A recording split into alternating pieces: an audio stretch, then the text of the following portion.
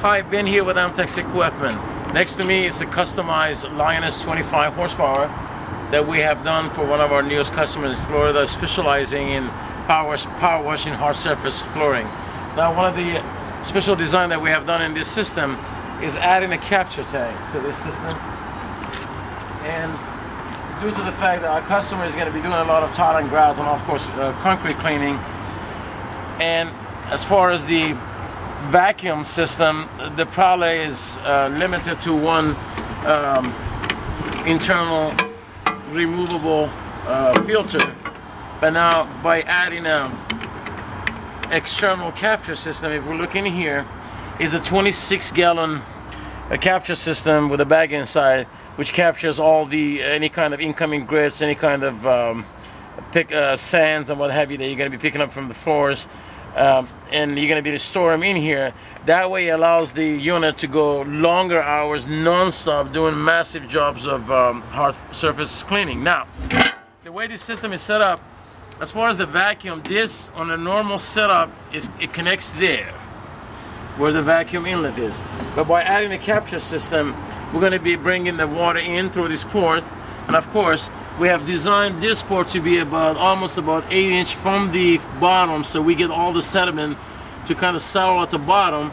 And of course, as the water rises and reaches this port, the unit is going to start slurping them out a few ounces at a time, not causing build-up on the vacuum. So you're going to have a nice, beautiful vacuum, even if you go up to 300 to 400 feet of hose. Now, the system, as far as it's designed, it is similar to the Lioness that we have put out before, except with one different changes. The earlier Lioness that we used to do used to be a direct drive system, and as time went by and when we redesigned the 13 HP and built them into a belt drive, we did come up with the idea, hey, why not applying the same design to the Lioness, which if you notice right now, your blower is on the top, which is driven by 2 belts, and of course you do have your 2500 psi high pro 4.8 gallon per minute on the left, driven by one. Both of your exhausts are combined together, and of course wrap for the safety, and of course spinning the maximum heat into this heat exchanger to create a maximum heat possible for you to be able to do whatever, carpet, tile and grouts and what have you. Going around the machine is a very accessible panel which shows you your pressure gauge, your vacuum, your everyday 3 lights that we put on every machine showing you that your key is on or the good amount of water coming in. And of course, if the red lights start blinking, indication that the machine has reached the temperature setting in here, which is right now is about 220 degrees. You do have a tachometer right here that shows hours or the time of operation since its birth. And once you turn the system on, it'll change automatically into RPM. This is your pressure regulator. Your battery is very accessible. And of course, just like the other unit, your silencer is located below the frame.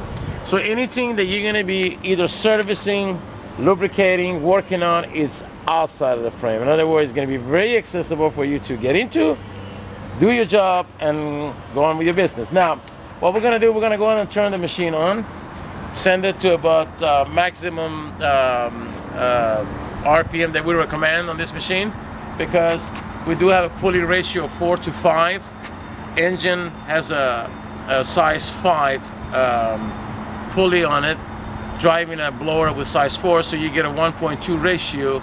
So if you run the engine at 3000 RPM, which is highly recommended, not higher than that, you should be able to get a maximum drive on the RPM drive on the blower, which gives you beautiful suction, high HG, and providing 45 minutes to 2 hours drying time.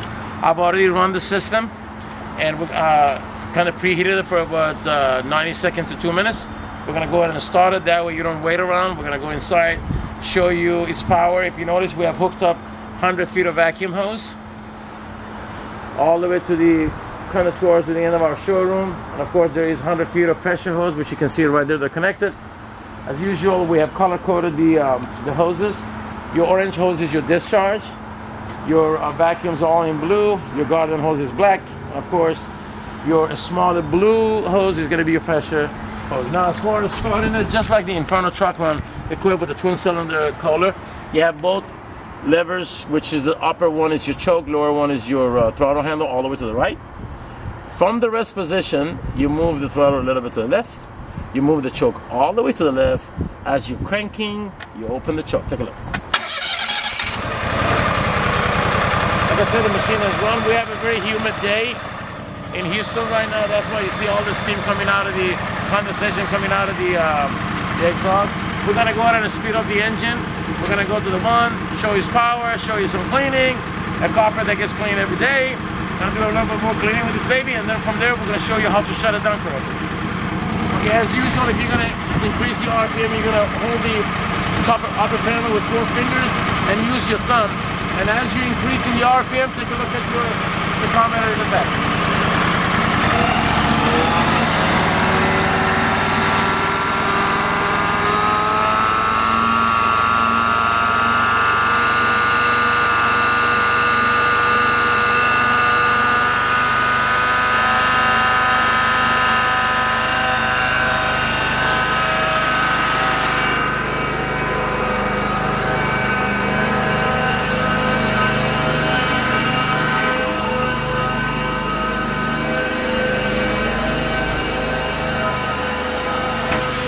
Since we're driving the machine with a 25 horse, he has a high torque on it, so you should be able to even, right now we have the air valve set up at 15-inch of mercury. You can always increase it to go all the way up to 20-inch, no problem. So we're going to go ahead and connect it to the one. As usual, we're going to go ahead and open the bypass on the one and start feeling for heat.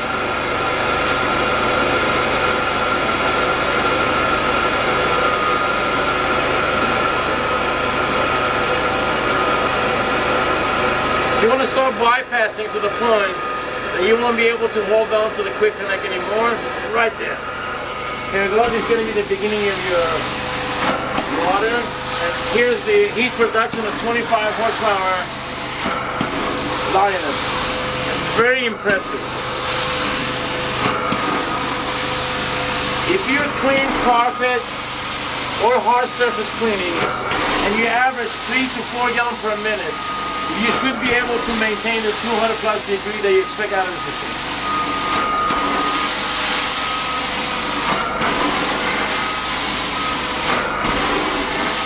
Of course, from here I'm going to do my dry stroke.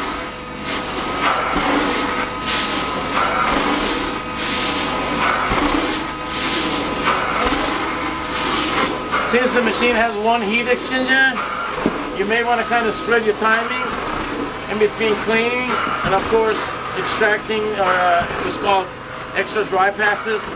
That way the amount of water that you use from the heater and as you vacuum it is going to regauge its temperature for your next stroke. Take a look. I'm going to go this way.